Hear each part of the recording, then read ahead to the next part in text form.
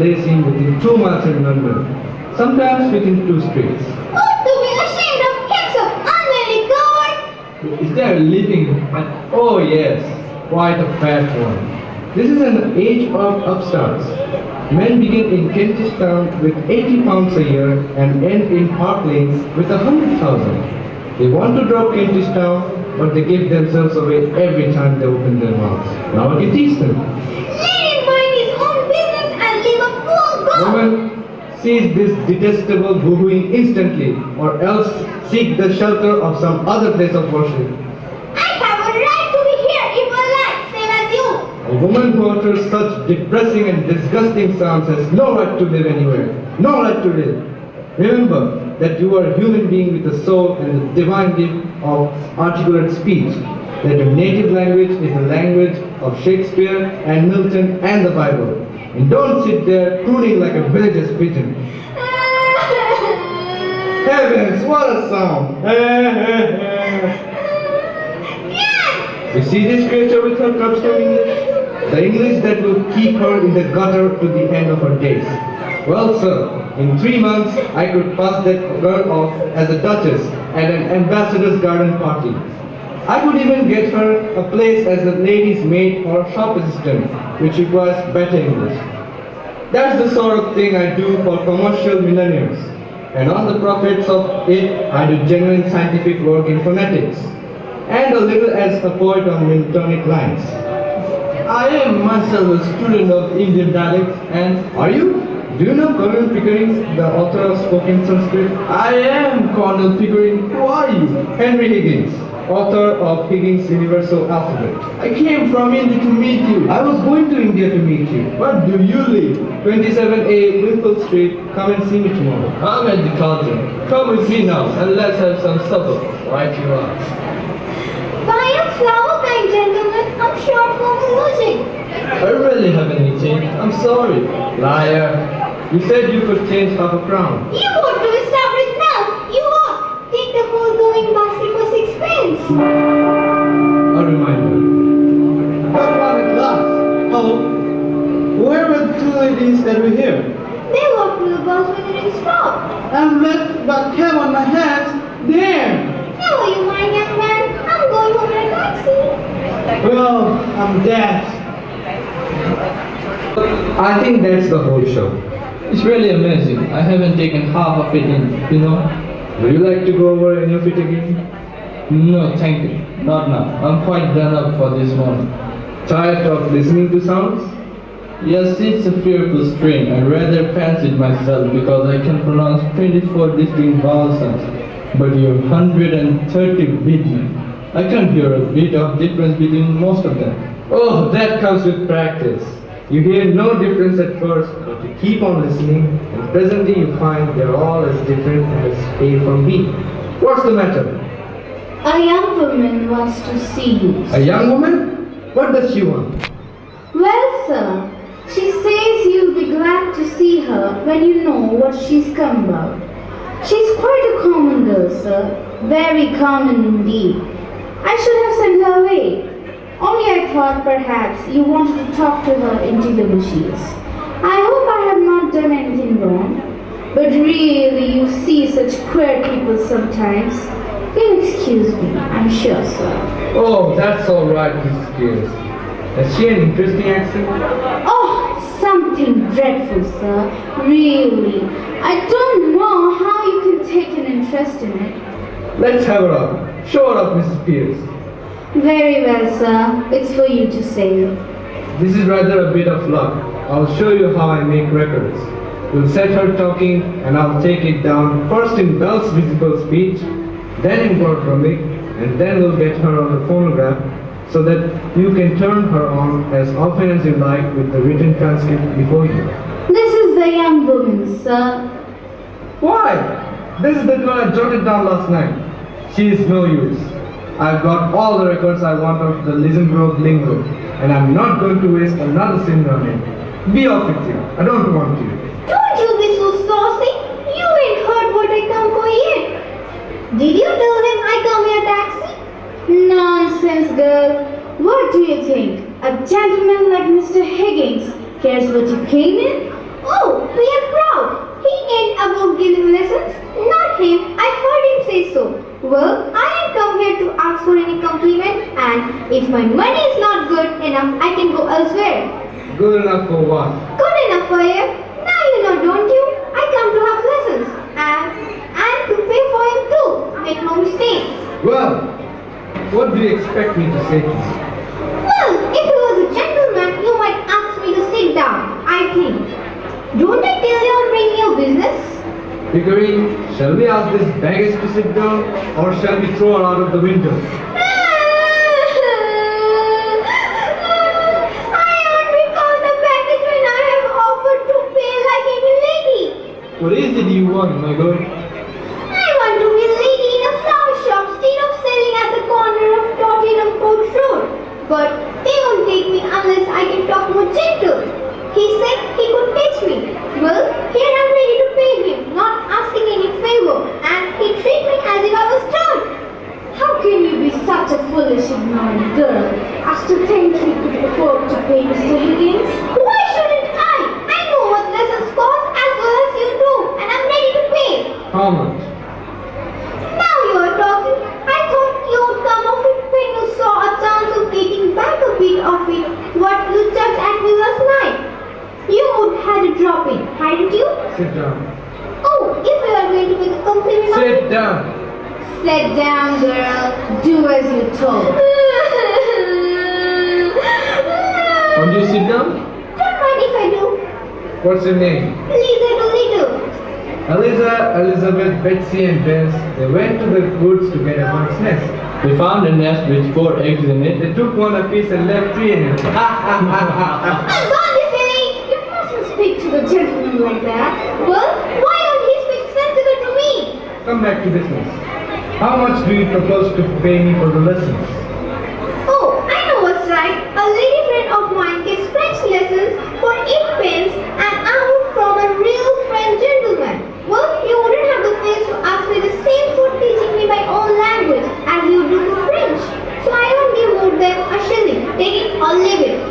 You know, Pickering, if you consider a shilling not as a simple shilling, but as a percentage of this girl's income, it works out as fully equivalent to 60 or 70 guineas per millennium. How so? Figure it out. A millionaire has about 150 pounds a day. She earns about half a crown. Who told you I only? She offers me 2/5 of her day's income for a lesson. 2/5 of a millionaire's income for a day would be somewhere about 60 pounds. It's handsome. By George, it's enormous. It's the biggest offer I've ever had. 60 pounds? What are you talking about? I never offered you 60 pounds. Where did I Hold get it up. But I ain't got 60 pounds. Don't cry, you silly girl. Sit down. Nobody's going to touch your money. Somebody is going to touch you with a broomstick. If you don't stop sniveling, sit down. One would think you will be bothered. If I decide to teach you, I'll be worse than 2 fathers to you. Here, What's this for? to wipe your eyes.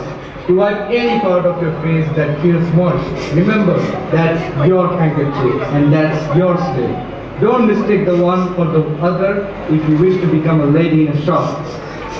It's no use talking to her like that, Mr. Higgins. She doesn't understand you.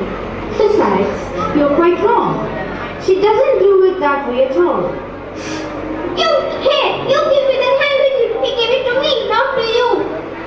Is it? I think it must be regarded as a property dispute. Serve you right, Mr. Higgins. Higgins, I'm interested. What about the ambassador's garden party? I'll say you're the greatest teacher alive if you make that good. I'll bet you all the expenses of the experiment can do it. And I'll pay for the lessons. Oh, you are good. Thank you, Captain. It's almost irresistible. She's so deliciously good. So horribly dirty. I ain't dirty. I washed my face and hands before I come. I did. You're certainly not going to turn her head out with flattery, Higgins. Oh, don't say that, sir. There's more ways than one of turning a girl's head, and nobody can do it better than Mr. Higgins. Though he may not always mean it, I do hope, sir, you won't encourage him to do anything foolish. What is life but a series of inspired follies? The difficulty is to find the good. Never lose a chance. It doesn't come every day. I shall make a duchess of this draggle-tailed guttersnap. Yes, in 6 months. In 3, if she has a good ear and a quick tongue, I'll take her anywhere and pass her off as anything. We'll start today, now, this moment. Take her away and clean her misbehaviors. Monkey brand, if you can't come up any other way. Is there any good fire in the kitchen? Yes, but... Take all her clothes off and burn them. Ring up Whiteley or somebody for new ones. Wrap her in brown paper until they come. You are no gentleman! You are not to talk of such things! I am a good girl! I am! And I know what the like of you are! I do! We want none of your miserable foolery here, Pygmalion. You've got to learn to behave like a duchess. Take her away, Mrs. Pierce. If she gives you any trouble, wallop her. No! I will call the police! I will! But I have no place to put her. Put her in the dustbin. Oh, come on, Higgins. Be reasonable. You must be reasonable, sir. Really, you must. You can't walk over everybody like this. I walk over everybody?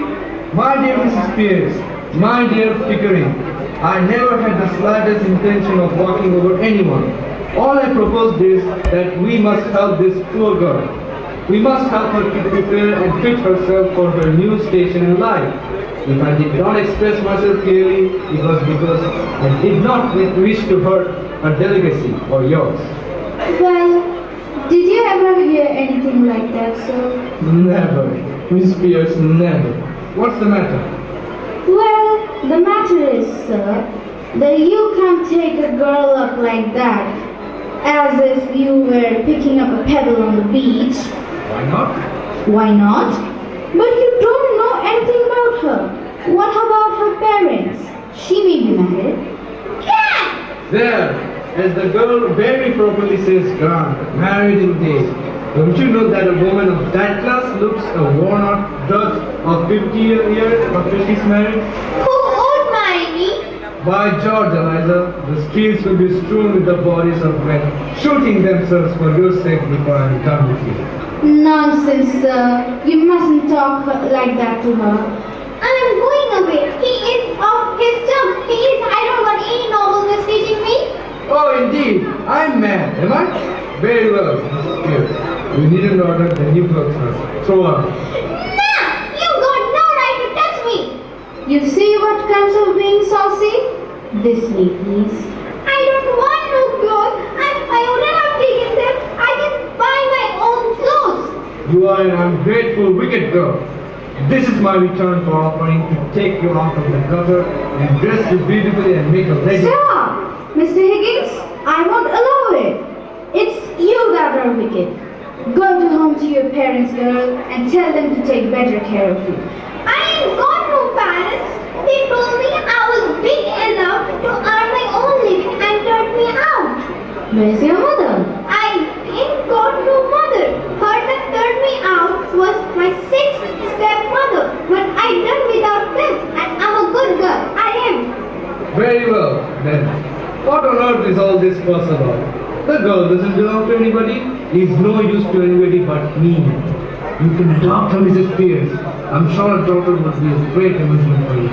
Now don't make any more fuss. Take her downstairs and... But what's to become of her? Is she to be paid anything? Do be sensible, sir. Oh, pay her whatever is necessary. Put it down in the housekeeping book.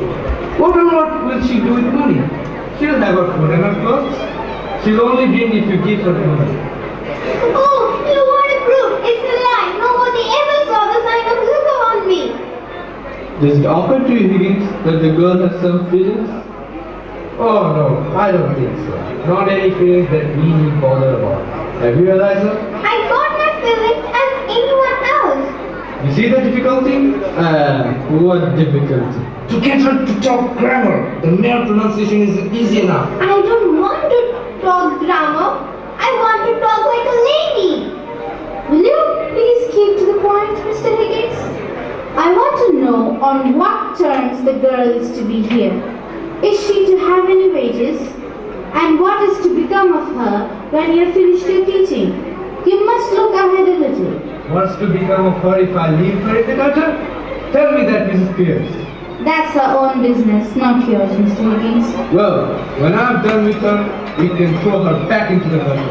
And then it will be her own business again. So that's alright. Oh, you have no feeling hurt in you. You don't care for nothing but yourself. Here, I have had enough of this. I'm going. You ought to be ashamed of yourself. You ought. Have some chocolates, Eliza. How do I know what might be in them?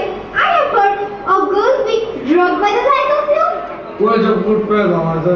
I half and you and the other. We shall have boxes of them, barrels of them every day. We shall live with them, eh?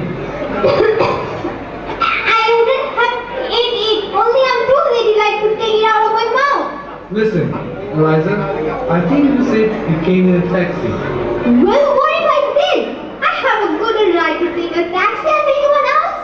You have, Eliza. And in future you shall have as many taxis as you want. You shall go up and down and round the town in a taxi every day. Think of that, Eliza. Mr. Higgins, you're tempting the girl. It's not right. She should think of the future. At her age? Nonsense. Time enough to think of the future when you haven't any future to think of. No, Eliza, do as this lady does. Think of other people's future, but never think of your own. Think of chocolates and taxis and gold and diamonds. No, I don't want no gold, no diamonds. I'm a good girl. I am. You shall remain so, Eliza, under the care of Mrs. Pierce. And you shall marry an officer in the guards with a beautiful mustache, the son of a marquis, who will disinherit him for marrying you, but will relent when he sees your beauty and goodness. Excuse me, Higgins, but I really must interfere. Miss Pierce is quite right. If this girl is to put herself in your hands for 6 months for an experiment in teaching, she must understand thoroughly what she is doing. How can she? She is incapable of understanding anything. Besides, do any of us understand what we are doing? If we did, would we ever do it? Very clever, Higgins, but not sound sense, Miss Dooley. There! That's all you get out of Eliza. No use of explaining. As a military man, you ought to know that. Give her orders. That's what she wants. Eliza, you are here to live for the next 6 months, learning how to speak beautifully, like a lady in a florist's shop. If you are good and do whatever you are told, you shall sleep in the proper bedroom, and have lots to eat, and money to buy chocolates and take rides in taxis. If you are naughty and idle, you shall sleep in the back kitchen among the black beetles and be walloped by Mrs. Pierce with a broomstick. At the end of 6 months, you shall go to Buckingham Palace in a carriage, beautifully dressed. If the king finds out you are not a lady, you will be taken by the police to the Tower of London, where your head will be cut off as a warning to other presumptuous flower girls. If you are not found out, you shall have a present of 7 and 6 pence to start life with as a lady in a shop. If you refuse this offer, you will be a most ungrateful and wicked girl, and the angels will weep for you. Now are you satisfied, Pygmalion? Can I put it more plainly and fairly, Mrs. Pierce? I think you better let me speak to the girl properly in private. I don't know that I can take charge of her or consent to the arrangement at all. Of course, I know you don't mean any harm, but when you get what you call interested in people's accent, you never think or care what may happen to them or you. Come with me, Eliza. That's all right. Thank you, Mrs. Pierce. Bundle her off to the bathroom. You are a great bully. You are. I won't stay here if I don't like. I won't let anybody go with me. I never asked to go to Buckingham Palace. I didn't. I was never in trouble with the police. Not me. I'm a good girl.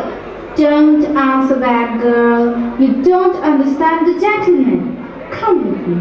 Well, what I say is right. I won't go near the king, not if I'm going to have my head cut off. If I had known what I was getting myself in for, I wouldn't have come here. I always been a good girl, and I never offered to say a word to him. And I don't owe him nothing, and I don't care. And I won't be put upon, and I have my feelings the same as anyone else. Excuse the straight question, Higgins. Are you a man of good character where women are concerned? Have you ever met a man of good character where women are concerned? Your alphabet. Say it, Miss Doolittle. You will understand presently. Do what he tells you, and let him teach you in his own way. Oh, well, if you put it like I, Y, Psi, Die. Stop! Listen to this bickering. This is what we pay for as elementary education. This unfortunate animal has been locked up for 9 years in school, at our expense to teach her to speak and read the language of Shakespeare and Milton. And the result is I, Die. Say A, B, C, D.